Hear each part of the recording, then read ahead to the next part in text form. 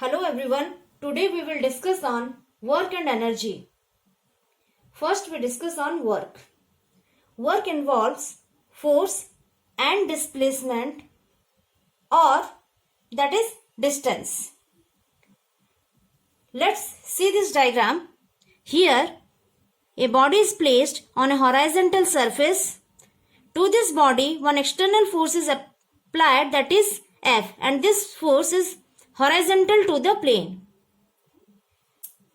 Now, after some time, we notice that this body is moved from this point to this point, and it covers a distance that is S. So, here we have to calculate work.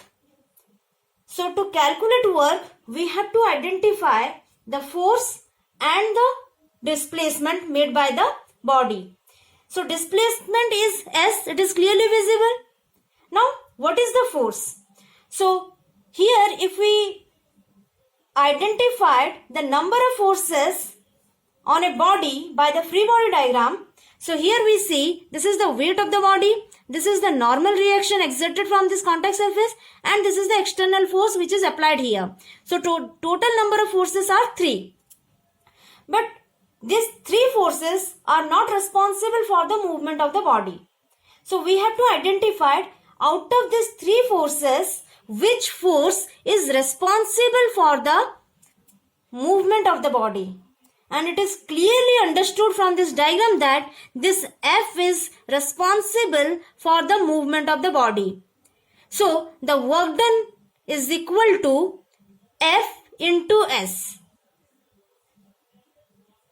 Clear? So next we understood another diagram. So here see, this is the body. It is initially placed here. After some time it will move to some other place, and the distance covered by the body is S, and an external force is applied here, that is at an angle theta to the horizontal plane. Now if we draw the free body diagram, so here we see this is the W that is acting in downward direction, normal reaction exerted from this contact surface, and this F.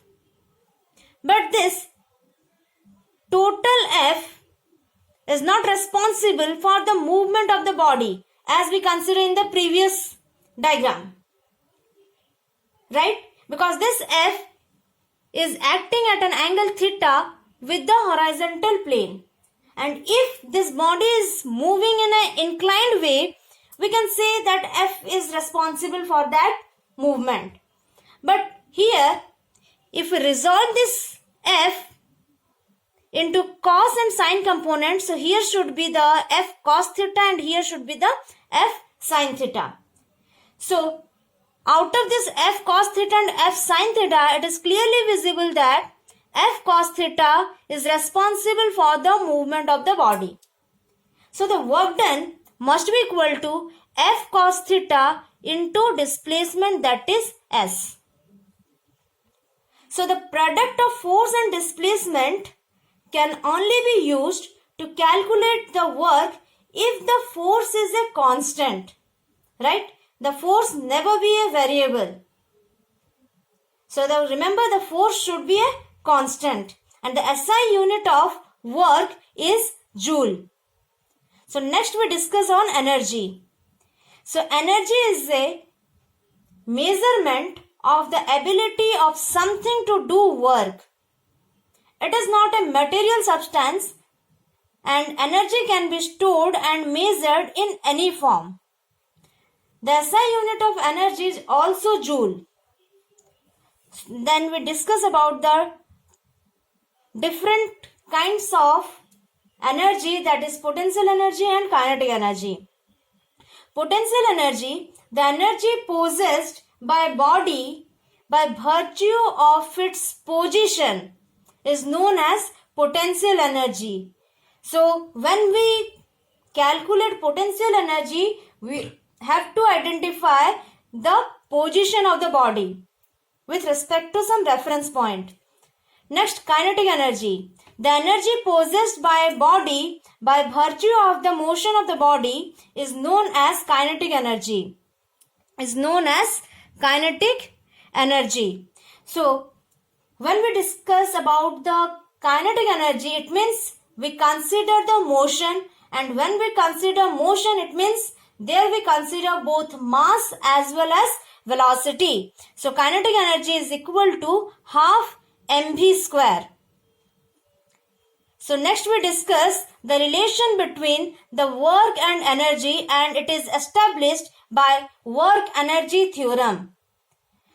So, this work energy theorem states that the total change in kinetic energy of a body during a displacement is equal to the work of the acting force on the displacement. Or in simple way, you can say that the change in kinetic energy must be equal to the work done. So this we have to prove here. So for this, we consider initially we consider a body that is placed at this position having mass that is m. To this body, the force is applied in a horizontal direction, that is F. So this body initially moves with initial velocity, that is u, and after covering a distance of s, the velocity gained by the body, that is v. So this is the final velocity, and mass of the body remain same. So change in kinetic energy must be equal to final kinetic energy minus initial kinetic energy. So from this we have to find out what is the magnitude of final kinetic energy and what is the magnitude of initial kinetic energy. So kinetic energy is half mv square. So here see, we consider final kinetic energy. So half m v square. So this v is the final velocity. That's why the expression will remain as half mv square. Initial kinetic energy, that is half m initial velocity. So half m u square. So change in kinetic energy is half mv square minus half mu square. So if you take half m to be common, that is v square minus u square. Right? So this is change in kinetic energy equal to half m v square minus u square. In the previous lectures, we discussed about the equation of motion. So there we consider one of the equation of motion, that is v square minus u square equal to 2as. So we can use this value in this expression. So change in kinetic energy is equal to half m into 2as. So this 2 cancels each other, and change in kinetic energy is equal to mas. But from Newton's second law of motion, we know that F is equal to ma. So in place of ma, we substitute the value F. So change in kinetic energy is equal to F into S. And we know that F into S, that is F into displacement or force into displacement, is what? Work done. So we can say that work done is equal to change in kinetic energy. So I think you can understood the concept of this work and energy and the relation between work and energy. That is work energy theorem. Thank you.